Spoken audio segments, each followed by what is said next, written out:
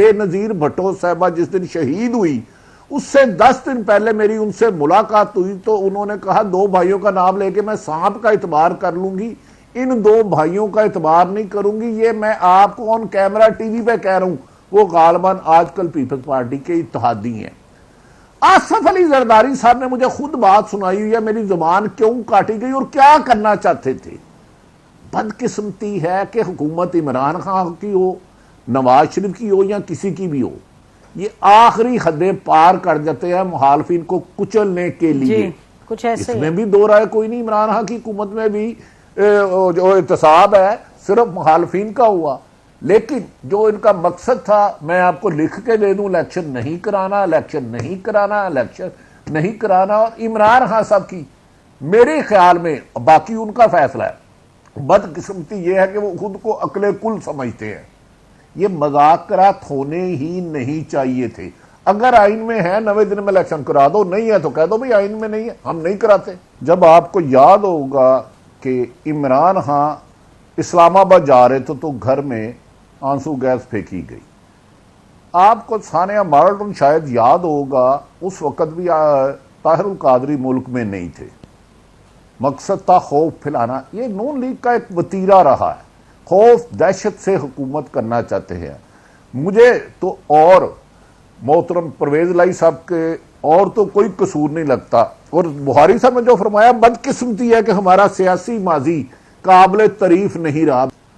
मजाकरत कर किस लिए रहे हैं? ये कैसे मजाकरात है कि दोपहर को मजाकरत हो रहे हैं, मजाकरात के दौरान ही वजीर दुआ ख्वाजा असद साहब कहते हैं मजाकरत करना तो वक्त का ज़िया है। प्राइम मिनिस्टर असम्बली में खड़े होकर कहते हैं मैं 3 जज साहबान को नहीं मानता। तो इमरान खान को मेरे ख्याल में मामू बनाने की कोशिश की जा रही है। मेरी नज़र में 14 मई को इलेक्शन ना कराने का हुकूमत और उनके सहूलतकारों ने गारंटी दी हुई है और सिर्फ अंगेज कर रहे हैं उनको कसदन। मेरे ख्याल में इसका नतीजा मुझे बादिउल नजर में नहीं आता। मेरी इतला है कि हुकूमत अक्टूबर से एक दिन भी पीछे नहीं आनी चाहिए। इमरान खान साहब जुलाई से एक दिन आगे या अगस्त के पहले हफ्ते से आगे नहीं जाना चाह रहे, तो उसको रोकने के लिए ये मुख्तलिफ और भी गिरफ्तार होंगे। जो मौजूदा डीजी एंटी करप्शन लगाया, इसको 40 लोगों की लिस्ट दी गई है पीटीआई की। दूसरी बात, जो 3 लोग गए, अभी मैं उनका नाम, सीट नंबर और जिसने प्रोटोकॉल एयरपोर्ट पे किया था आपको व्हाट्सएप करता हूं। अच्छा ठीक है, अक्टूबर में ही होंगे इलेक्शन, आप सही कह रहे हैं। मेरा ख्याल है पीटीआई भी ये समझती है, चीफ जस्टिस साहब ने भी। अब नसीम, मैं सलीम बुखारी साहब से मैं डरते हुए 3 मिनट ले रहा हूं। मौजूदा हुकूमत का ख्याल है कि शायद इसे मार्च तक भी ले जाया जाए, क्योंकि सितंबर में चीफ जस्टिस साहब चेंज होंगे, नवाज शरीफ की सजाएं खत्म होगी, इमरान खान को मंजर से हटाया जाएगा और इलेक्शन अक्टूबर से जाके 24 तक तो जा सकते हैं, लेकिन अक्टूबर से पहले बादिउल नजर में मुझे होते हुए नजर नहीं आते। जी, मेरा ख्याल है वो पीटीआई भी समझ रही है, पीटीआई भी समझती है कि नहीं होंगे पहले। जी बुखारी साहब, आप फरमाइएगा कि क्या अब आपको लगता है कि इससे हासिल क्या हुआ? क्योंकि नंबर 1 मुज़ाकरात हो रहे हैं, नंबर 2 अंदर खाने तो यही पता चल रहा है कि पीटीआई भी समझ रही है कि अक्टूबर से पहले नहीं होंगे, बट दे एटलीस्ट वांट के अक्टूबर में तो हों। देखिए, पहली बात तो यह है कि 14 मई को तो पंजाब के इलेक्शन होंगे, इसका तो अब मेरा ख्याल है तस्करा करना भी बेमानी है, इसलिए कि इसका तो सवाल ही पैदा नहीं होता कि ये होंगे। एक बात। दूसरी बात यह है कि वो जो 90 दिन की रट हमें सुनाई दी हर तरफ से, चाहे वो अपोजिशन है चाहे वो हुकूमत है, 90 दिन 90 दिन 90 दिन, फिर अदालत भी फंस गई उसके ऊपर, 90 दिन 90 दिन 90 दिन। वो 90 दिन तो रहे ही नहीं है, वो तो खुद उसकी वायलेशन तो सुप्रीम कोर्ट ने खुद कर दी है। उसको 90 दिन से 105 दिन उन्होंने कर दिया है। इसीलिए सिराजुल हक ने कहा कि आप जब 105 हो सकते हैं तो 205 भी हो सकते हैं। तो एक तो ये पंजाब के 14 मई के इलेक्शन का तो मेरे ख्याल से तज़किरा करके वक्त ज़ाया करने वाली बात है, एक। दूसरी बात यह है कि इलेक्शन से हुकूमत भाग नहीं सकती है। असल बात मेरे ख्याल है भट्टी साहब ने बिल्कुल कह दी है और आपने भी उसको एंडोर्स कर दिया है कि ये अगस्त में होंगे, अक्टूबर में होंगे, नवंबर में होंगे, कब होंगे। गेम सिर्फ अब इसके दरमियान फैसला कम करने की है। इमरान खान साहब का ख्याल पहले ये था, जब मुज़ाकरात के लिए फैसला हुआ कि 3 रुकनी यानी उन्होंने वफद को नॉमिनेट कर दिया, तो ये था, मुझे अच्छी तरह से याद है, अगर मेरी मेमोरी ठीक कह रही है, कि अगर ये जुलाई में असम्बलियां तोड़ने के लिए तैयार हो जाएं तो फिर बात आगे बढ़ सकती है और कोई फैसला हो सकता है। फिर एक दिन के बाद जब वो इस्लामाबाद हाईकोर्ट जाते हैं तो फिर वहां उन्होंने जो बयान दिया वो ख्वाजा आसिफ के बयान से भी ज्यादा डेंजरस है। जिसको हम कह रहे हैं कि उसने सबोटैज किया है, सबोटैज खान साहब ने खुद भी किया है, ये कह के कि अगर अब जुलाई में सारे इलेक्शन एक साथ नहीं होते तो आप मुज़ाकरात से बाहर आ जाइए। तो कौन कितना संजीदा है, कौन कितना लॉयल है इस इलेक्शन के इनेकाद के लिए, ये तो इनके बयानात की रोशनी में देखा जाए तो यूं लगता है जैसे ना कोई इलेक्शन कराना चाहता है ना ही इलेक्शन होंगे, हालांकि ऐसा नहीं है जी। दूसरी बात यह है कि जो फैसला था उस फैसले के ऊपर भी आपको मालूम है, चूंकि सुप्रीम कोर्ट का हाउस डिवाइडेड है, क्योंकि पार्लियामेंट जो है अपनी सुप्रीमेसी साबित करने के लिए करारदाद भी पास कर चुकी है कि हमें इस 30 रुकनी बेंच के ऊपर एतमाद नहीं है, करारदाद पास कर चुकी है कि जनाब आपका ये फैसला हम नहीं मानते क्योंकि ये 3-2 का है, हम तो 4-3 का मानते हैं। तो कंट्रोवर्सी तो हर तरफ आपको बिखरी हुई दिखाई देगी। कल रात को जो ऑपरेशन किया है, क्या हमारे जी कल रात के ऑपरेशन का मकसद डराना था, क्या था इस सारे कॉन्टेक्स्ट में?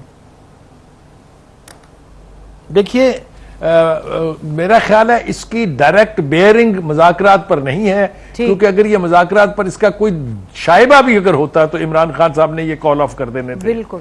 तो ये मेरे ख्याल से डराने वाली बात जो है वो बहुत बेहतर है। इसलिए ऐसा क्यों है, यानी काफ लीग को किंग्स पार्टी कहा जाता है, ये मैं नहीं कह रहा हूं, ये एस्टैब्लिश बात है। तो मुख्तलिफ तो एस्टैब्लिशमेंट आ रहा हूं ना, वहीं आ रहा, उसी तरफ आ रहा था कि अब चूंकि जो सूरत हाल है वो तब्दील हुई है, लिहाजा किसी को वो वारा नहीं खाती है, पंजाबी में कहते हैं, या किसी को वो कबूल नहीं है, किसी को वो मंजूर नहीं है, जो जाके खड़े हो गए इमरान खान साहब के साथ। इमरान खान साहब और एस्टैब्लिशमेंट की जो मोहब्बत है वो तो हमारे सबके सामने है कि क्या सूरत हाल है उसमें। तो डराने वाली बात के साथ तो मैं इत्तफाक कर सकता हूं, लेकिन इससे इत्तफाक नहीं करता हूं कि इससे जो मुज़ाकरात हैं वो सबटैज हो जाएंगे, क्योंकि सबटैज मुज़ाकरात जो हैं वो हो रहे हैं पीटीआई के बीच और पीटीआई के नॉमिनेटेड डेलीगेशन के बीच, जो खान साहब ने उसको किया है। और आज हमने देखा कि उनकी तरफ से रिएक्शन भी ये था कि मुज़ाकरात जो है वो जारी रहेंगे। असल बात यह है कि कल रात को जब ये ऑपरेशन हो रहा था तो उस वक्त ये तवक्को की जा रही थी कि शायद पीटीआई के प्रेसिडेंट के घर पर ये सब कुछ हो रहा है, तो पीटीआई के वर्कर्स, पीटीआई के एक्टिविस्ट, पीटीआई की लीडरशिप यकीनी तौर पर मौके पर पहुंचेगी। वो एक सवालिया निशान अभी तक मौजूद है कि 6 घंटे लग गए खान साहब को बयान जारी करने में, और वो भी ट्विटर पर, और एक पूरा दिन लग गया उनके घर तक किसी लीडर के आने में। तो ये सारी सूरत हाल भी अपनी जगह मौजूद है। तो देखना अब ये है कि ये ऊंट बैठेगा किस करवट, ये सिमटेगा कैसे। बेशक और ये बहुत आप दोनों का शुक्रिया, लेकिन ये कहते चलें कि फवाद चौधरी साहब ने मेरा ख्याल है 1-8 घंटे में उनकी ट्वीट्स आ गई थी। और दूसरी बात है कि सच तो ये है कि ये जरूर नामजद हुए प्रेसिडेंट पार्टी के, लेकिन इनका कोई ऑर्गेनिकली तो ये कोई लिंक नहीं है टू पीटीआई, तो इसलिए कैसे वर्कर्स आते, हम सबको ये इस हकीकत से तो हम आशना है। बहरहाल आप दोनों का बहुत बहुत शुक्रिया प्रोग्राम में आने का।